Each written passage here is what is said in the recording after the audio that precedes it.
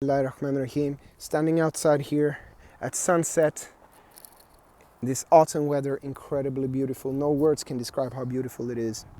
So I want to talk about good and evil, light and darkness. I repeat, light and darkness. This is something that a lot of sheikhs speak very passionately about.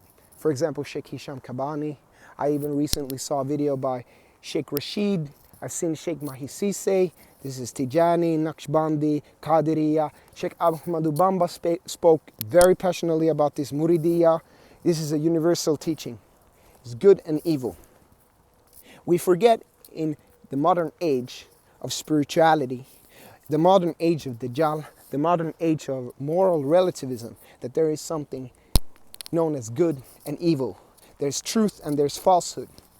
It's not relative in the sense that, everything is just love or just follow your heart. It's not that simple. Shaitan can come into the heart too and corrupt us. Yes. And Tawheed, oneness in existence, does not mean that everything is simply good, that anything is permissible, anything is allowed. And it's not even true from a metaphysical perspective. If we want to make it metaphysical, if everything is sound, everything is sound light. So the slower something vibrates, the more dense it is, the more materialistic. The quicker it vibrates, the more light it becomes. Light can penetrate it, it becomes more nur.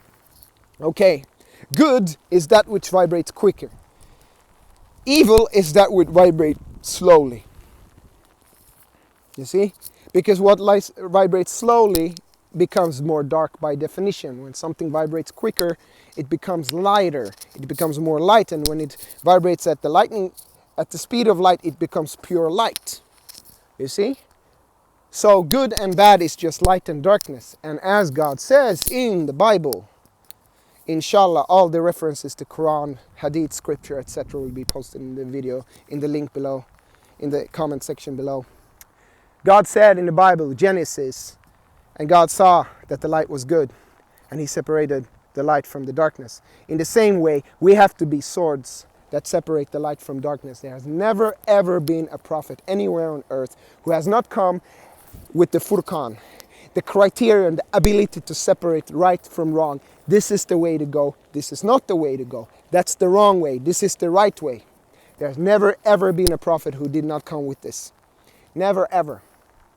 And some of these modern spiritual teachings that we see, particularly by many Hindu preachers, my brothers and sisters, my big wish from the bottom of my heart is, let's not fall for these things. That, there's a place beyond good and evil. No, there's not. Even in Hinduism you have Dharma, Sanatana Dharma. That is something that you never hear them speak about. There is universal law. There is good and bad. There is something right to do, and there is a wrong path. And every prophet, I repeat, and every great saint, awliya, has been very clear on what is the right path and what is the wrong path. And so we must be. Because look in the forest. There's mushrooms in the forest. Some mushrooms are good to eat.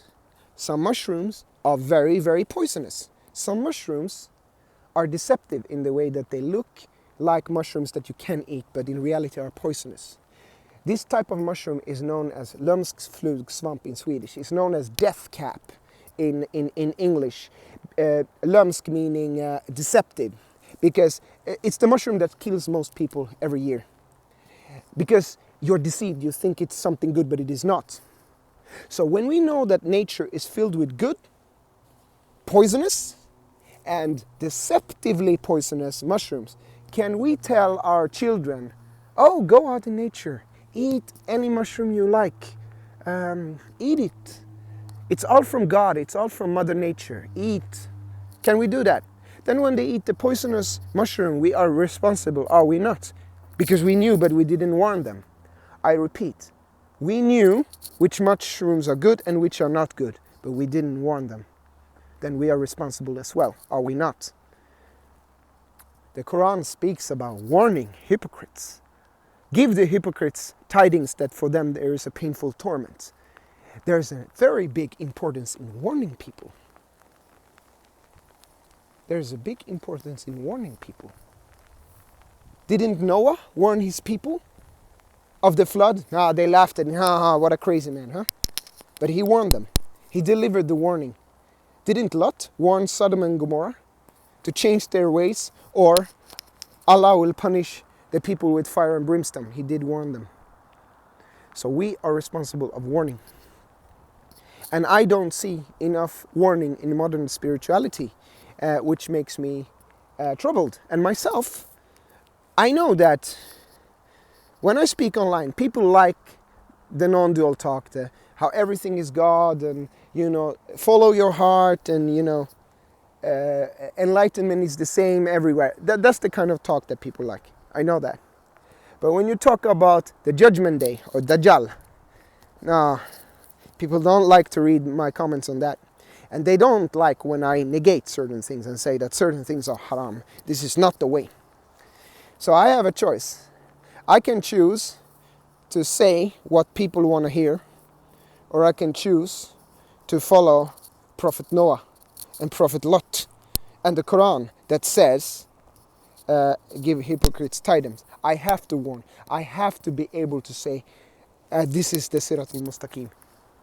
This is it not. This is astray.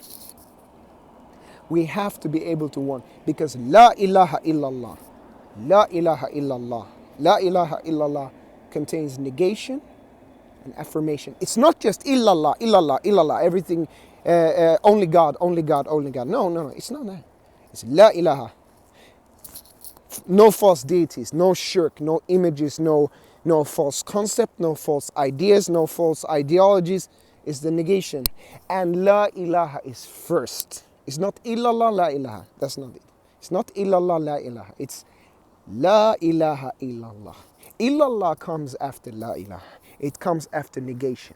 It comes after deleting the wrong views. The second commandment of the 10 commandments of the Torah. The first one is, I am God. That's the illallah. The second one is, do not make unto me a graven image. That's the La ilaha. You see, like Abraham destroyed the idols of Canaan. So I have a moral responsibility of also not only affirming the oneness of God, I also have to help burn away with fire, with the X, because La ilaha is written like an X. I have to X away all the false deities that people worship. And this is the first of those videos, inshallah. And the important one I want to speak on here, so that the video doesn't get too long, is the concept of moral relativity. That is straight from Dajjal. Moral relativity. Oh, there's no right and wrong. Do whatever you want. Do whatever you want. It's all love. It's all love. It doesn't matter what path you're on, as long as you feel good is good. It doesn't matter if you're gay or lesbian, it's all love. That is from Dajjal.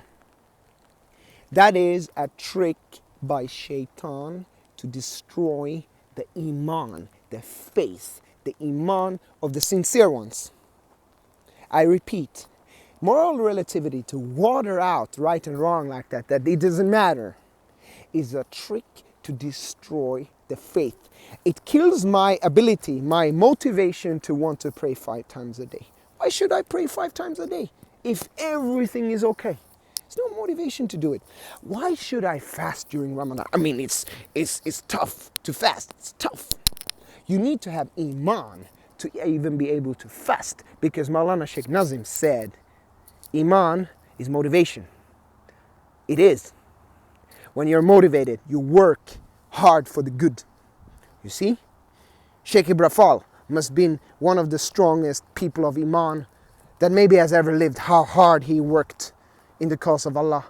You will never work that hard like Sheikh Ibrafal. Fall, yaram, fall, if you don't have iman, because iman gives you that ability to want to work. But if good is never rewarded, why should I work much? If it doesn't matter, if it's all the same, then I'll feel hopeless. I'll feel like, oh, it doesn't matter. I don't have to pray 5 times a day. I can just go and do yoga like everyone else and be as happy. But it does matter. It does matter. There is right and there is wrong. Drinking alcohol every day is not the right path. Being a slave to your lower desires is not the right path. It's not relative like that. Mixing the feminine and the masculine principle that has been a principle for thousands and thousands of years in every culture except only lately, where we try to water it out and make men women and women men. That's another type of moral relativity that also kills Iman. This is wrong. It's not the way. Because why should I do hours of zikr every day if it's relative, like all the paths are all the same and everyone is just equal? There's no motivation. And then you start losing the motivation and you start, going down and becoming lazy and giving up and feeling like, the world is cruel. There's no point in trying. This is exactly what Dajjal wants to do, because listen carefully. Shaitan, a'udhu billahi mina shaitan rajim. Shaitan always wants to attack the believers. He wants to attack your iman. He has so many tricks, and one of the tricks is moral relativity. Moral relativity basically says to your iman that it doesn't matter if you have much iman or not. We will not reward it anyway. We're not going to give you what you deserve. Injustice is the best killer, one of the best killers of iman. And moral relativity is injustice. And let me remind us all that Allah is al-adl. Allah is the just. So any injustice comes from something that is other than Allah. You see? I could go into detail of how Dajjal has successfully killed people's ability to struggle, like a jihad, inner jihad, killed that ability all over society. Interest rates is one big thing. So many people work laboriously from 7 in the morning to 6 in the evening every day, spoiling their back for not so decent amount of living. Then other people sit in big mansions collecting interest rates from debt and just driving yachts. That's another way of killing iman. So many ways. Good, talented artists working so hard to do good music, but they don't get a record contract because they don't sing about filth. It's another Dajjalic trick. Same in the movie industry. So many good movies that never become published because there are supposed to be movies with a certain agenda, a certain agenda that get published. That kills the iman. Why should I bother making a good movie? Why should I bother with making music from my heart when people who are worse than me get further than I do? I've seen this. I don't want to go into details in the financial business, but this is a trick used by people of, let's say, Masonic background, that they kill your ability to work hard by sort of making you feel like it doesn't matter how much you work, as long as you don't submit to them, you will not be rewarded. That's an attack by Dajjal on the Iman. Moral relativity is an attack by Dajjal on the Iman. And let that not happen. Let us not be attacked. It matters if we pray 5 times a day. There are tremendous amounts of blessings from praying 5 times a day. There's a tremendous amount of blessing of fasting. There's a tremendous amount of blessings during Ramadan. Extra act of worship, ibadah, it matters. It's not the same. A person who does 1 hour of zikr is not the same as a person who doesn't do 1 hour of zikr. It does matter. There is right and wrong. There is right and wrong. Even in the yogic path, doing yoga, doing spiritual work on your body, being conscious of yourself, that is right. Stealing, lying, killing is wrong. There is right and wrong in every path. There has never, in Buddhism, the same thing. Even if these people sometimes don't teach it like that, they teach it like it all relative. That's nonsense. There's the right path in Buddhism as well. To show love and compassion, not anger and hatred. So anger and hatred is low vibration, is wrong. Love, compassion is right. There is right and wrong. We have to be able to say, this is the right path and this is not the right path to take. And this video, as an example, moral relativity is one of the wrong paths we can take. We will not be on the Siratul Mustaqim. Prophet Muhammad ﷺ drew 5 lines in the sand. It's a hadith. one of the 6 canonical books of Hadith. I'll post a link below. 5 lines in the sand. He pointed to the middle line, said, this is the Siratul Mustaqim. It's not the lines here. No, they are not. They are astray. Not the lines here. They are astray. It's the middle line. It's the Siratul Mustaqim. May Allah guide us to the Siratul Mustaqim. Al-Fatiha. Bismillahir Rahmanir Rahim.